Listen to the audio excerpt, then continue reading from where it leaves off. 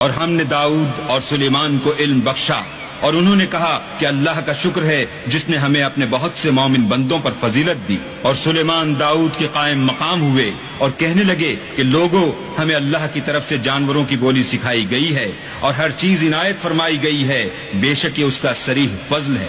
اور سلیمان کے لیے جنوں اور انسانوں اور پرندوں کے لشکر جمع کیے گئے اور وہ قسم وار کیے گئے تھے، یہاں تک کہ جب چونٹیوں کے میدان میں پہنچے تو ایک چونٹی نے کہا کہ چونٹیوں اپنے اپنے بلوں میں داخل ہو جاؤ، ایسا نہ ہو کہ سلیمان اور اس کے لشکر تم کو کچل ڈالیں اور ان کو خبر بھی نہ ہو۔ تو وہ اس کی بات سے ہنس پڑے اور کہنے لگے کہ اے پروردگار، مجھے توفیق عنایت کر کہ جو احسان تو نے مجھ پر اور میرے ماں باپ پر کیے ہیں ان کا شکر کروں اور ایسے نیک کام کروں کہ تو ان سے خوش ہو جائے اور مجھے اپنی رحمت سے اپنے نیک بندوں میں داخل فرما۔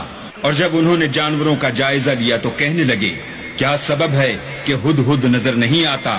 کیا کہیں غائب ہو گیا ہے؟ میں اسے سخت سزا دوں گا یا ذبح کر ڈالوں گا یا میرے سامنے اپنی بے قصوری کی دلیل صریح پیش کرے۔ ابھی تھوڑی ہی دیر ہوئی تھی کہ ہدہد موجود ہوا اور کہنے لگا کہ مجھے ایک ایسی چیز معلوم ہوئی ہے جس کی آپ کو خبر نہیں، اور میں آپ کے پاس شہر سبا سے ایک یقینی خبر لے کر آیا ہوں۔ ابھی تھوڑی ہی دیر ہوئی تھی کہ ہدہد موجود ہوا اور کہنے لگا کہ مجھے ایک ایسی چیز معلوم ہوئی ہے جس کی آپ کو خبر نہیں، اور میں آپ کے پاس شہر سبا سے ایک یقینی خبر لے کر آیا ہوں۔ میں نے ایک عورت دیکھی کہ ان لوگوں پر بادشاہت کرتی ہے اور ہر چیز اسے میسر ہے اور اس کا ایک بڑا تخت ہے۔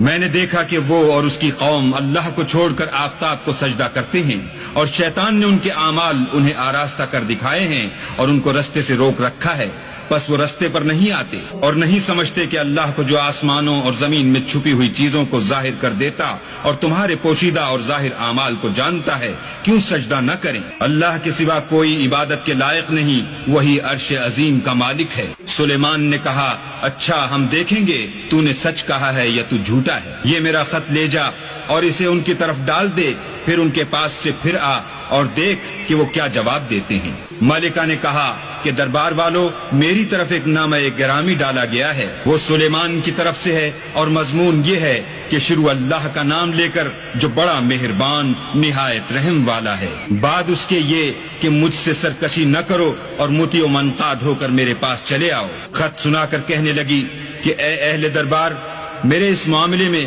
مجھے مشورہ دو، جب تک تم حاضر نہ ہو اور صلاح نہ دو میں کسی کام کو فیصل کرنے والی نہیں۔ وہ بولے کہ ہم بڑے زوراور اور سخت جنگجو ہیں اور حکم آپ کے اختیار ہے، تو جو حکم دیجیے گا اس کے معال پر نظر کر لیجیے گا۔ اس نے کہا کہ بادشاہ جب کسی شہر میں داخل ہوتے ہیں تو اس کو تباہ کر دیتے ہیں اور وہاں کے عزت والوں کو ذلیل کر دیا کرتے ہیں، اور اسی طرح یہ بھی کریں گے، اور میں ان کی طرف کچھ تحفہ بھیجتی ہوں اور دیکھتی ہوں کہ قاصد کیا جواب لاتے ہیں۔ جب قاصد سلیمان کے پاس پہنچا تو سلیمان نے کہا، کیا تم مجھے مال سے مدد دینا چاہتے ہو؟ جو کچھ اللہ نے مجھے عطا فرمایا ہے وہ اس سے بہتر ہے جو تمہیں دیا ہے۔ حقیقت یہ ہے کہ اپنے تحفے سے تم ہی خوش ہوتے ہوگے۔ ان کے پاس واپس جاؤ، ہم ان پر ایسے لشکر لے کر حملہ کریں گے جن کے مقابلے کی ان میں طاقت نہ ہوگی، اور ان کو وہاں سے بے عزت کر کے نکال دیں گے اور وہ ذلیل ہوں گے۔ سلیمان نے کہا کہ اے دربار والو، کوئی تم میں ایسا ہے کہ قبل اس کے کہ وہ لوگ فرما بردار ہو کر ہمارے پاس آئیں، ملکہ کا تخت میرے پاس لے آئے؟ جنات میں سے قوی ہیکل جن نے کہا کہ قبل اس کے کہ آپ اپنی جگہ سے اٹھیں میں اس کو آپ کے پاس لا حاضر کرتا ہوں، اور مجھے اس پر قدرت بھی حاصل ہے اور امانت دار بھی ہوں۔ ایک شخص جس کو کتاب الہی کا علم تھا کہنے لگا کہ میں آپ کی آنکھ کے جھپکنے سے پہلے اسے آپ کے پاس حاضر کیے دیتا ہوں۔